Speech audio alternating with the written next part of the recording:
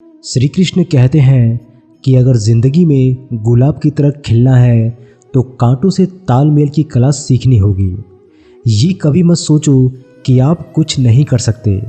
हाँ, आप सब कुछ नहीं कर सकते, और बहुत सी चीज़ें हैं जो आप कर सकते हैं। बस निर्धारित करो और अपना 100% दो।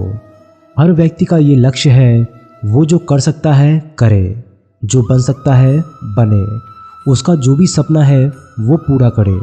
लेकिन इस समय जो भी है उसका सम्मान करे और खुश रहे। जो मिलना है उसका स्वागत करो और जो मिला है उसका धन्यवाद करो। अपने गुणों को पहचानिए, इससे आपकी नींव मजबूत होगी। लेकिन अपने अंदर की कमियों को भी पहचानिए, इससे चरित्र मजबूत होता है। जो दूसरों को माफ़ करते हैं वो खुद से प्यार करते हैं, क्योंकि उन्हें मालूम है ऐसा करके मैं दूसरों पर नहीं बल्कि अपने आप पर एहसान कर रहा हूँ और अपने जीवन में सुख समृद्धि ला रहा हूँ। यदि कोई आप पर भरोसा और आपसे उम्मीद करता है तो ये उसकी मजबूरी नहीं बल्कि आपसे लगाव और आप पर विश्वास है।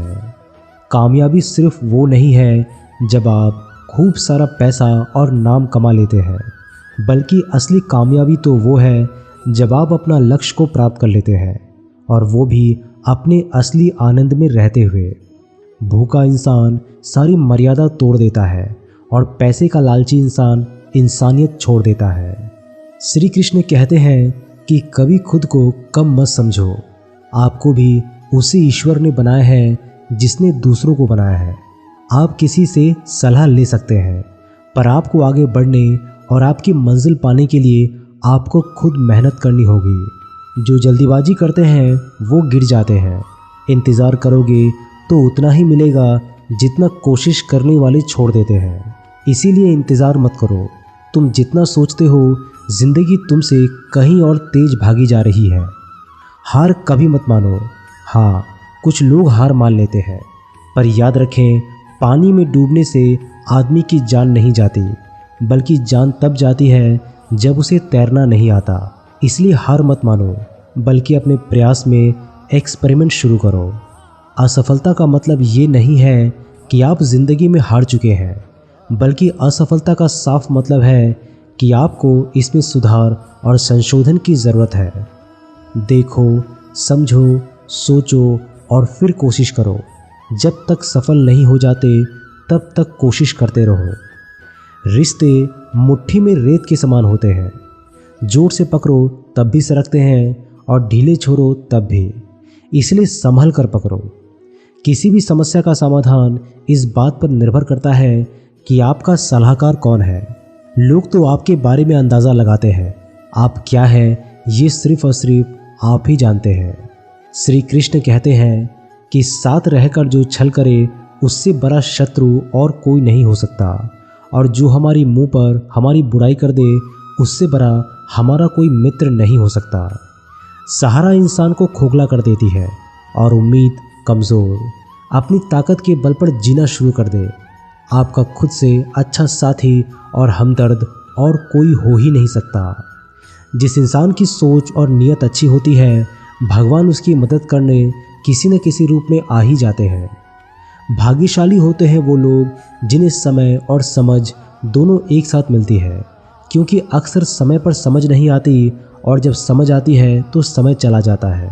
श्री कृष्ण कहते हैं कि समझदार व्यक्ति जब संबंध निभाना बंद कर दे तो समझ जाओ उसके आत्मसम्मान को कहीं न कहीं ठेस पहुंची है।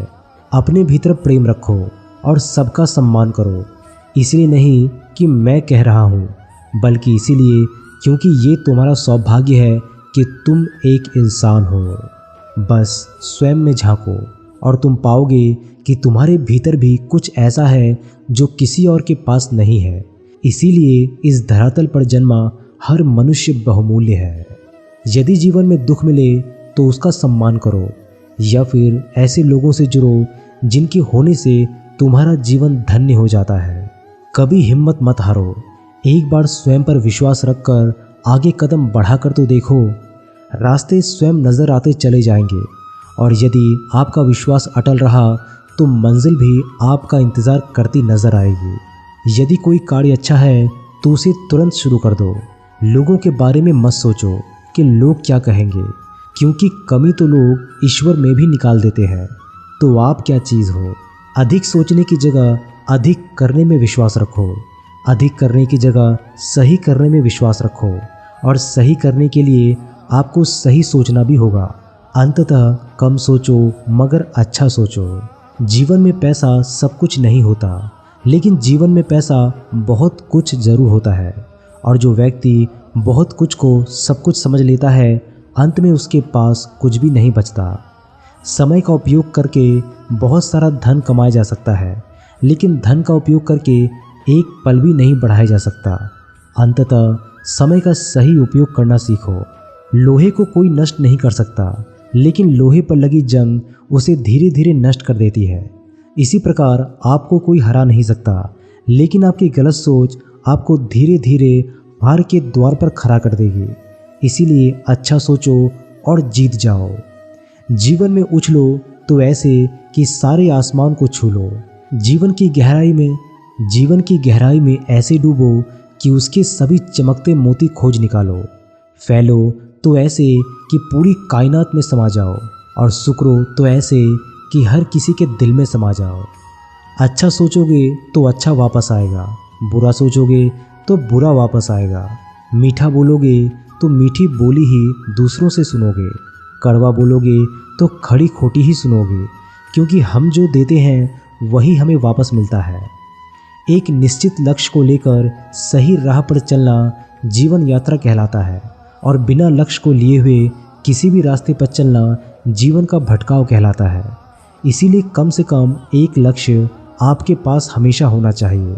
श्री कृष्ण कहते हैं कि किसी भी कार्य में जल्दबाजी मत करो। जल्दबाजी आपको भटकाव की ओर ले जाएगी। भटकने से अच्छा है कि थोड़ा रुको, समझो और फिर चलो।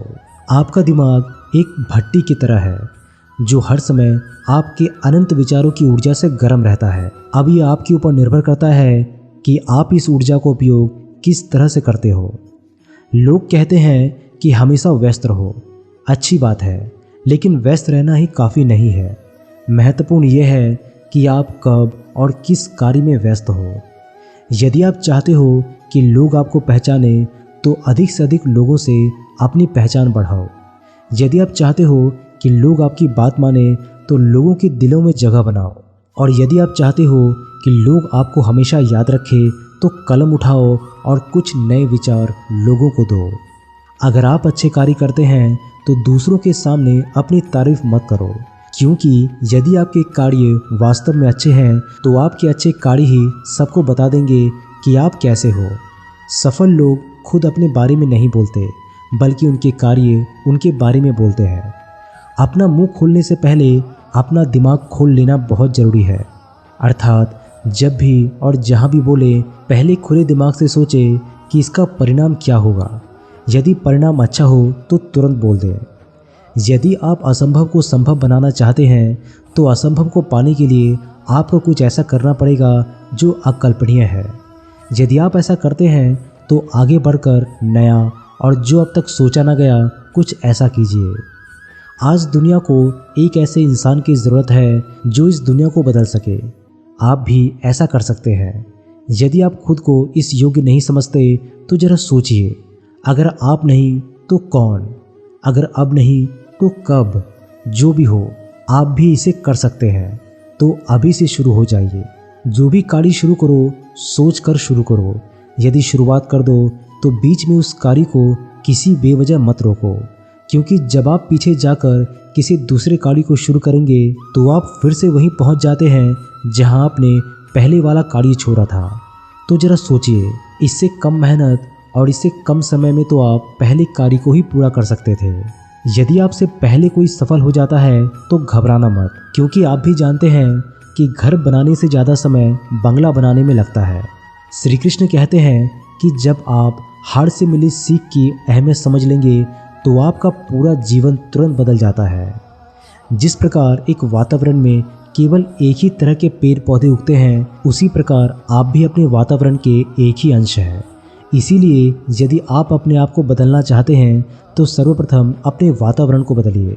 आप एक ही गलती को रोज़ दोहराकर अपने परिणाम और अपने जीवन को नहीं बदल सकते हैं।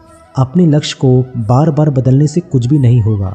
अगर बदलाव चाहते हो तो अपनी कोशिश करने के तरीकों में बदलाव लाना होगा। परिवर्तन प्रकृति का नियम है, इसे स्वीकार करें एवं इस परिवर्तित जीवन का आनंद लेना प्रारंभ करें। श्री कृष्ण कहते हैं कि आप किसी भी चीज़ को लेकर चिंता करना छोड़ दीजिए, क्योंकि हमारी चिंता कोई और कर रहा है। इसीलिए आप चिंता छोड़ उस काम पर पूरा फोकस लगा दीजिए जिसे आप अपने जीवन को बेहतर बनाने के लिए करना चाहते हैं। अगर ये सब करते हुए आपके साथ कुछ भी बुरा हो जाता है तो भी आपको बिना रुके अपनी मंजिल तय करनी होगी और आगे बढ़ना होगा, क्योंकि हमारे साथ जो भी कुछ बुरा और अच्छा होता है ये सब कुछ पहले से तय होता है। इसीलिए इस बारे में चिंता करके आप अपना समय बर्बाद करेंगे और कुछ नहीं। भलाई हमारे इसी में है कि हमें बिना परेशान हुए अपने बहुमूल्य काम को तय समय के अंदर पूरा कर लेना चाहिए।